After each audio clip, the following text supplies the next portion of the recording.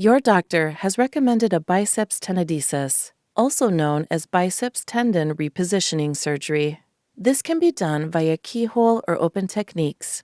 The biceps tendon is located at the front of the arm.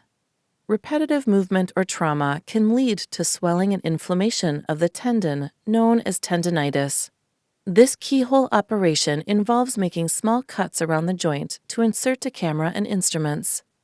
The joint is filled with a saltwater fluid to expand it and create room for the surgeon to operate. The surgeon will make a cut in the tendon to release it from its attachment site.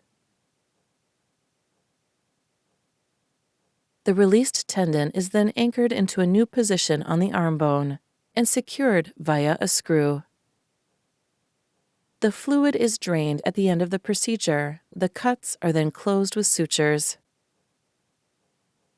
The contents of this video are a general depiction of this procedure and the risks involved. It's not necessarily accurate for your personal situation. Information specific to your individual circumstances is listed in the written consent information sent to you by your healthcare team.